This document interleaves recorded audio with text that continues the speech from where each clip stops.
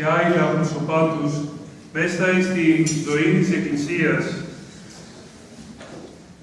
Αγαπητέ μου κύριε Δήμαρχε, κύριε Αντιπρόεδρε, κύριε Αντιδήμαρχε και αγαπητοί μου Χριστό αδελφοί, τα πρόσωπα λοιπόν των Αγίων Αγγέλων ως προστάτες μέσα στην ζωή της Εκκλησίας έχουν μία ιδιαίτερη και ξεχωριστή σημασία και ο λόγος είναι ευθύς αμέσως ξεκάθαρος, διότι αποτελούν την γέφυρα εκείνη η οποία ενώνει τις προσευχές, την διάνοια, την ψυχική κατάθεση κάθε ανθρώπου με τον Θεό. Με τον Θεό Πατέρα, τον Τριαδικό Θεό μας, τον Πατέρα, τον Υιό και το Άγιο Πνεύμα, και αυτή η επικοινωνία γίνεται πάντοτε γεγονός εφόσον τα πρόσωπα αυτά των Αγίων Αγγέλων βρίσκονται πάντοτε σε ετοιμότητα και σε εγρήγορση για να μεταφέρουν τόσο τις δικές μας αγωνίες, τις δικές μας προσευχές, τις δικές μας ανασφάλειες και αδυναμίες προς τον Θεό Πατέρα, αλλά ταυτόχρονα και να ανταποδίδουν σε εμάς τη δική Του ευλογία, τη δική Του χάρη, το δικό Του μήνυμα σωτηρίας. Έτσι λοιπόν, σήμερα που στην Αγία μας Εκκλησία εορτάζουμε την σύναξη των δύο Παπαγίστων Ταξιαρχών, Μιχαήλ και Γαβριήλ, αλλά και πασών των Ουρανίων Δυνάμεων, είναι μια ευλογημένη αφορμή και ευκαιρία για να αναρωτηθούμε ποια είναι τελικώς η στοχοθεσία των Αγίων Αγγέλων μέσα στην Εκκλησία και πώς αυτοί φανερώνονται διαχρονικά τόσο κατά την περίοδο της Παλαιάς αλλά και της Καινής Διαθήκης. Ακούμε στα προφητικά αναγνώσματα τόσο από τον Ιησού του Ναβί όσο και από τον προφήτη Δανιήλ το πόσο σημασία έχει μέσα στην Παλαιά εκείνη η Διαθήκη που κάνει ο Θεός με τον άνθρωπο, μέσα από το πρόσωπο του Αβραάμ, του Ισαάκ και του Ιακώβ, αλλά και του προφήτου Μωυσέως,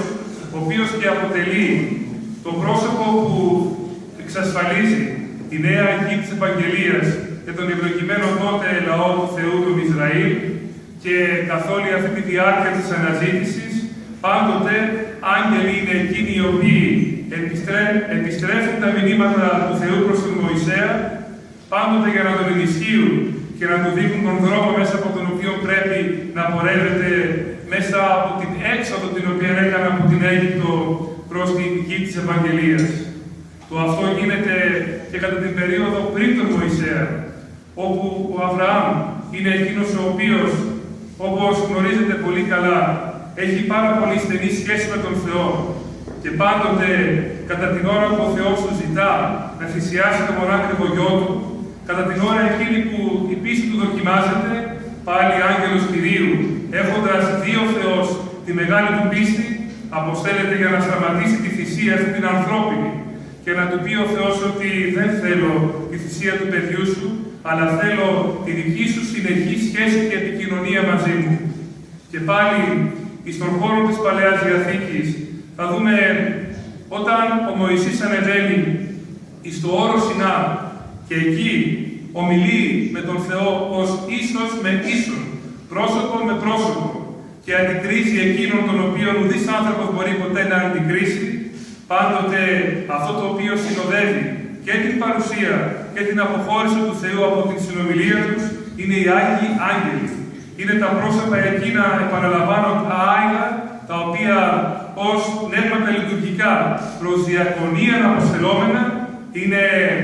οι πρεσβευτές του Θεού προς τον άνθρωπο και αντιστρόφως, οι πρεσβευτές των ανθρώπων προς τον Θεό. Είναι εκείνα τα πρόσωπα τα οποία μεταφέρουν τα μηνύματα, προεικονίζουν, προειδεάζουν την άφηση του Θεού και γι' αυτό έχουν ιδιαίτερη σημασία και θέση μέσα στη ζωή της Εκκλησίας, όχι μόνο στην Παλαιά Διαθήκη, αλλά για να έρθουμε στην Καινή περίοδο, στο Νέο Ευαγγέλιο, στην Καινή Συμφωνία που έρχεται και εγκαθιδρύει πλέον ο Ιησούς Χριστός με το αίμα Του, με το δικό Του το αίμα πάνω στο Σταυρό. Αυτή λοιπόν η περίοδος της Καινής Διαθήκης σφραγίζεται από το πρόσωπο του Αρχαγγέλου Γαβριήλ, ο οποίος πλέον αποστέλλεται από τον Θεό Πατέρα και πάλι προς την Υπεραγία Θεοτόκο για να της δώσει το μήνυμα της χαράς, να της δώσει το Ευαγγέλιο της χαράς και να της πει ότι ευλογημένη εσύ εν γυναιξή και ευλογημένος ο καρπός της κοιλίας σου, διότι αυτός ο καρπός της κοιλίας τον οποίο έχεις και φέρεις θα είναι η απαρχή της σωτηρίας των ανθρώπων. Και αυτό το οποίο δεν μπόρεσε να αντιληφθεί ο εκλεκτός λαός μου, ο λαός του Ισραήλ, ότι πραγματικά ο Θεός δεν έρχεται εις τον κόσμο για να προσφέρει ανθρώπινες εφήμερες εξουσίες και δόξες και τιμές και πλούτη, αλλά προσφέρει στον άνθρωπο πνευματική αγαλίαση και ανάταση, πνευματική σχέση, αέγαη σχέση με τον Θεό, μια σχέση η οποία δεν έχει σταματημό, έχει συνεχή διάρκεια, όπως ακριβώς θα μας ορίσει πλέον στην Καινή του Διαθήκη ο Χριστός, και εμείς πλέον θα κληθούμε να κάνουμε αυτό ακριβώς το πράγμα, να έχουμε δηλαδή τη συνεχή σχέση και επικοινωνία με τον Θεό. Για να μεταφέρει στην υπεραγία Θεοτόκο το μήνυμα της χαράς. Όμως λοιπόν, αδελφοί μου, βλέπουμε πάντοτε μέσα στην βιβλική παράδοση πόσο σημασία έχουν για τη ζωή των χριστιανών, για τη ζωή των ανθρώπων γενικότερα, τα πρόσωπα των αγγέλων, και πόσο πραγματικά είναι, όπως σας είπα, είναι εκείνες οι εκουράνιες, οι νοητές, οι οποίες γέφυρες ταυτόχρονα και αόρατες ενώνουν τους ανθρώπους με τον Θεό. Δημιουργούν, επαναλαμβάνω, σχέση. Και αυτό, αδελφοί μου, είναι πάντοτε το ζητούμενο μέσα στην Εκκλησία. Να δημιουργήσουμε σχέση με τον Θεό. Να μπορέσουμε να εμπιστευτούμε ολοκληρωτικά το θέλημά μας σε Εκείνον. Να πιστέψουμε σε αυτό το οποίο εκπροσωπεί και πρεσβεύει. Διότι, αδελφοί μου, η πίστη μέσα στην Εκκλησία, η πίστη μέσα στα μυστήρια τα οποία τελούνται πάντοτε στον ιερό χώρο των ιερών ναών, μετουσιώνεται στον άνθρωπο και πρέπει να μετουσιώνεται σε αγάπη, η οποία δεν πρέπει να μένει κλειστή στα σύνορα της καρδιάς μας και του μυαλού μας, αλλά να βγαίνει έξω από αυτά και να πηγαίνει στον συνάνθρωπό μας, σε αυτόν ο οποίος είναι για εμάς η ομοίωση του Θεού, είναι για εμάς το πρόσωπο εκείνο το οποίο είναι το πρόσωπο του Θεού, και στο πρόσωπο του συνανθρώπου μας, αφού αντιληφθούμε και συναντήσουμε εκείνον τον Θεάνθρωπο Ιησού Χριστό, να προσφέρουμε πλέον την αγάπη μας με έργα, ουσιαστικά, χωρίς επιδερμικότητες, χωρίς επιφανειακή προσέγγιση, αλλά με ουσία πραγματική, και η πίστη μας μέσα στην Εκκλησία να αρχίσει σιγά σιγά να μετουσιώνεται σε έργα, σε εφικτά γεγονότα, σε υπαρκτά γεγονότα, σε πράγματα τα οποία τα αγγίζει πλέον και η λογική μας. Και δεν είναι απολύτως λογικό να θέλω να βοηθήσω τον συνάνθρωπό μου. Δεν είναι απολύτως λογικό να θέλω να δω στο πρόσωπο του κάθε ανθρώπου το Θεό τον ίδιο και εκεί ακριβώς να συναντήσω τον Θεό. Εδώ λοιπόν, στον χώρο τον οποίο ήρθαμε, των Παμεγίστων Ταξιαρχών στη Φιλαδέλφια, στο κημητήριό μας, στον Κόκκινο Μήλο, όπου είναι ιερός χώρος, όχι γιατί υπάρχουν πρόσωπα επιφανή και αφανή, τα οποία βρίσκονται θαμμένα εδώ και πολλά χρόνια, πολλές δεκαετίες στον ιερό αυτών χώρων και εκπροσωπούν για τον κάθε έναν από εμάς κάτι ιερό, κάτι ξεχωριστό, κάτι το οποίο αγγίζει τη συνείδηση και την συγκίνησή μας και την καρδιά μας ολόκληρη, αλλά πολύ περισσότερο είναι ένας χώρος ο οποίος είναι χώρος συνάντησης με τον Θεό. Είναι ζωντανός χώρος. Είναι ζωντανός χώρος διότι καθημερινά όποιος εργάζεται ή ταυτόχρονα διακονεί στον ιερό αυτόν χώρο βλέπει ανθρώπους οι οποίοι έρχονται και εναποθέτουν τη θλίψη τους, εναποθέτουν την ανασφάλειά τους, τον πόνο τους τον μεγάλο σε εκείνον, τον Ιησού Χριστό.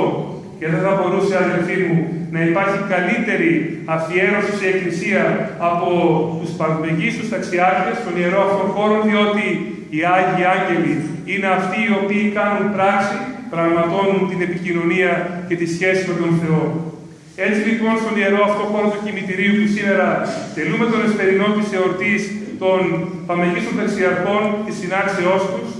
είναι ένας χώρος ο οποίος όχι μόνο είναι ιερός, αλλά και έχει ιδιαίτερη συμβολική σημασία, διότι εδώ συναντάμε πραγματικά τον Θεό. Στη θλίψη, στον πόνο, στην αγωνία του κάθε ανθρώπου. Πόσες φορές έχω έρθει να κάνω εξώδιες ακολουθίες,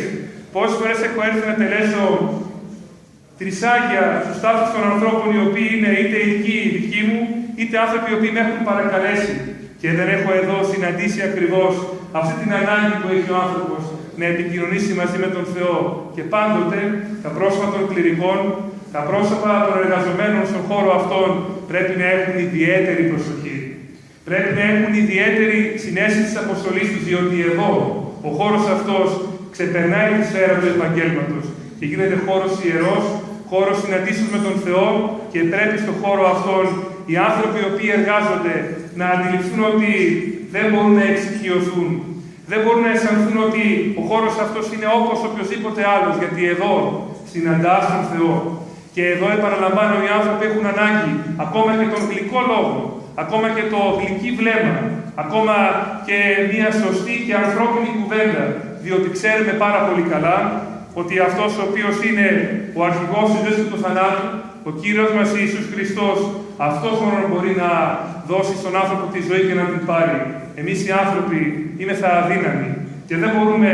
ούτε θαύματα να κάνουμε, ούτε τίποτα, παρά μόνο να προσευχόμαστε σε Εκείνον για να μας δώσει τη δύναμη να αντέξουμε την δοκιμασία του θανάτου και να σταθούμε δίπλα ο ένας στον άλλον.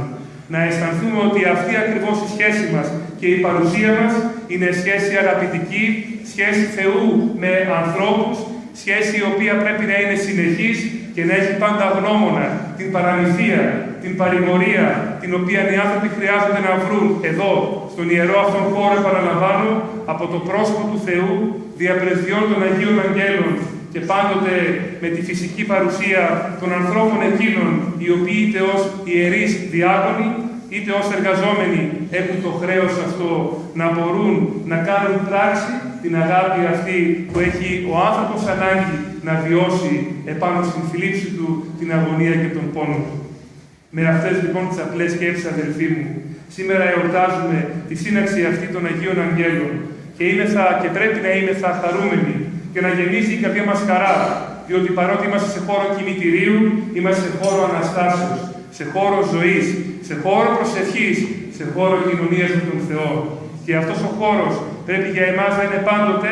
η καθημερινότητά μας, διότι η καθημερινότητά μας είναι η σχέση με τον Θεό. Αυτή η σχέση θα μας αλλάξει, θα μας μεταμορφώσει, θα μας κάνει διαφορετικούς ανθρώπους, με περισσότερη αγάπη, με περισσότερη συμπάθεια, με περισσότερη γαλήνη, πιο ήρεμος, με περισσότερη χαρά, διότι ο χριστιανός είναι χαρά, αδελφοί μου. Είναι χαρά η καρδιά του, γεμίζει με αγάπη και χαρά, ακόμα και αν βρίσκεται σε χώρο ο οποίος συμβολίζει τον θάνατο. Εύχομαι λοιπόν οι Άγιοι Αρχάγγελοι, τους οποίους σήμερα τιμούμε και εορτάζουμε, να μεσητεύουν για όλους εσάς. Και σήμερα που ήρθατε εδώ για να τιμήσετε την εορτή τους, να είναι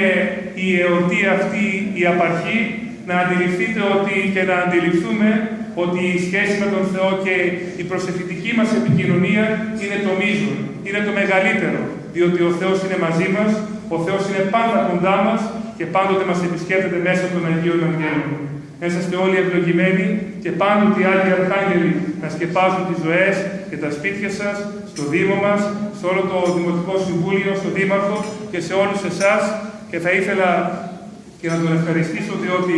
έχουμε ιδιαίτερα καλή συνεργασία στον ιερό αυτόν χώρο. Ο πατήρ Πρόδρομος, που είναι ο υπεύθυνος, μας ζωή του, είτε κληρικός είτε λαϊκός, στον χώρο αυτόν πραγματικά συναντά τον Θεό. Χρόνια πολλά και να είστε όλοι ευλογημένοι. Είναι απολύτως, ο δούλος του Θεού, ο Σωτήριος, ο ετοίμας και τα πρόσωπα του λόγου,